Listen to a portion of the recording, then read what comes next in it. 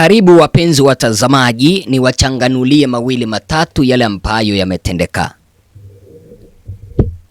Kuna mambo mengine ambayo unapata kwamba tunazungumza yanatuletea matatizo. Hivi majuzi, kwa wale ambao mnanifuatilia, niliwaeleza William Ruto alitoa kauli akilaumu Iran kwa kushambulia makambi ya kijeshi ya Israel pamoja na Marekani. Munaelewa makambi mbalimbali ya wanajeshi aswa mataifa ya Ghuba, ukipenda Gulf, yameweza kushambuliwa na Iran baada ya Israel wakishirikiana na Marekani kuua Supreme Leader wa Iran, Ayatollah. William Ruto hakutoa kauli akilaumu Marekani na Israel kwa kuua Ayatollah. Lakini baada ya Iran kushambulia makambi ya kijeshi ya Marekani na Israel, William Ruto alichukua sides na kulaumu Iran kwa kufanya mashambulizi. Sasa haijaweza kupita hata siku mbili, mabomu 20 yamepatikana Kenya, Lake Victoria. Mabomu 20 siku chache tu baada ya William Ruto kulaumu Iran kwa kushambulia Israel na Marekani. Are we safe? Are we safe, ladies and gentlemen? Tuko na usalama kweli? Kwa sababu sitaki niweza kupoteza muda. Angalia hapo, tunaelezwa hivi: fishermen in Imbita have fished out 20 live bombs from Lake Victoria. Alafu hapo chini huyo akaandika tu kimzaha kwamba as Kenya we are now ready for Iran and Israel combine. Yani mabomu 20, hizi ni taarifa za ukweli, sio porojo. Mabomu 20, 1, 2, 3 mpaka 20 yalipatikana katika Ziwa Victoria. Niliwaeleza watazamaji wangu hapa kwamba hizi kauli ambazo rais anatoa za haraka haraka huenda zikatuletea madhara. Wacha tuseme ukweli. Kipindi Israel ilikuwa inalipua Palestine, si kuona William Ruto akisimama na Palestine, aliweza kusimama na Israel. Kipindi ambapo rais wa Marekani Donald Trump alimuendea rais wa nchi gani ile ambaye aliweza kumtoa? Kuna ile nchi ambayo rais wa Marekani aliweza kutoa rais wao State House, akamtoa mamlakani,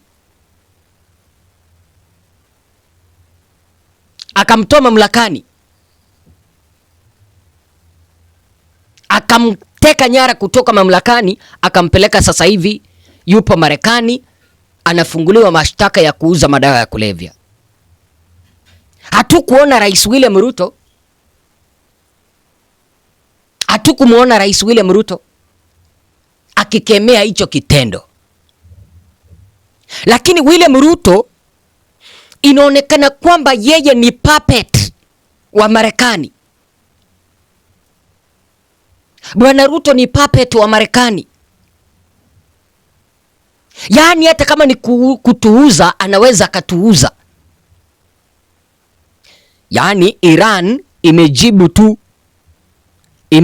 tu yale mashambulio ambayo Marekani na Israel waliweza kufanya. William Ruto amezungumza. Kumbuka kwamba taifa letu la Kenya ni third world country. Hata tukitumiwa missile hatuwezi tukarudisha zile missile. Hatuwezi. Hatuna advanced technology. Wacha nikuulize, what about Iran ianze kushambulia marafiki wa Israel pamoja na marafiki wa Marekani?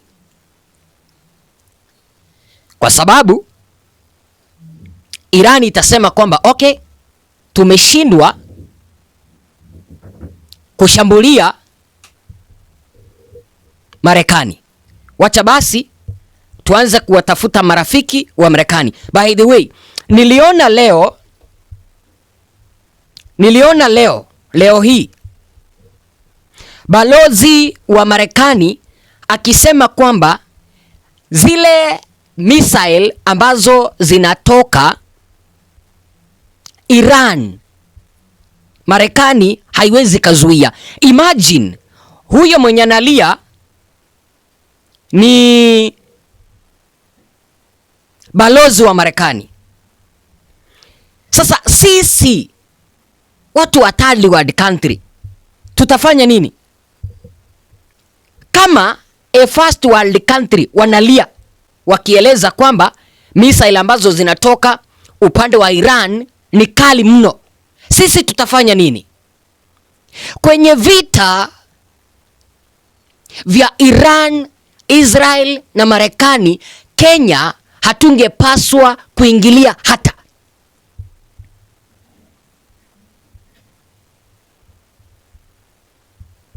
Kusema ukweli, Kenya hatungepaswa kuingilia hata. Kwa sababu sisi wa Kenya venye tuko hivi, tunategemea bidhaa kutoka Iran.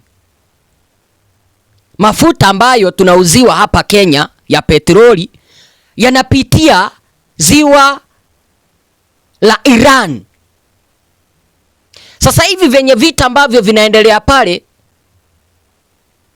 meli ambazo zinasomba mafuta zimeacha kazi. Zimeacha. Kumaanisha kwa namna moja au nyingine tunategemea Iran. William Ruto hakukuwa anapaswa kuchukua mirengo aanze kulaumu Iran, aanze kunyoosha kidole cha lawama Iran bila ya kujua ni wapi ambapo matatizo yalianzia. Iran na Marekani na Israel wakaanza kupigana.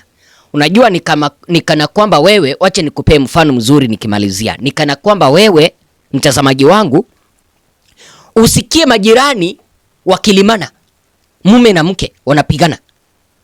Wewe uende kupasua mlango, uingie kwa nyumba yao, uende kuwauliza mbona mnapigana.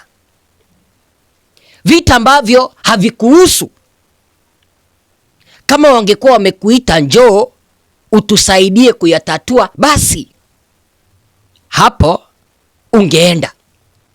Lakini eti sasa wewe ndio mtu mwenye umekuja sasa wa kuleta amani, unakimbia kwenda kutatua vita ambavyo havikuhusu, haujaweza kualikwa.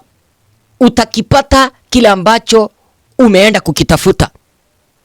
Haujawahi ona mtu ambaye anaenda kutatua vita unakuta kwamba anagongwa, anafariki. Sasa madhara ndio haya. Bwana Ruto hajaalikwa kwenda kutatua vita vya Iran, Israel na Marekani, lakini ametoa kauli ya kuonyesha msimamo kwamba anaunga Israel na Marekani kushambulia Iran, lakini anakemea Iran kushambulia Israel na Marekani. Hizi bomu zimetoka wapi basi? Kwa sababu hizi bomu zimepatikana siku 2-3 William Ruto amezungumza.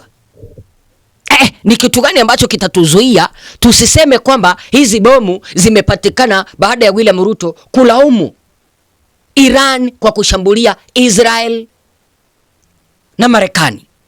Na hizi ni countries ambazo zinapimana nguvu, waone ni nani ambaye yuko na nguvu zaidi, ni nani ambaye yuko na silaha.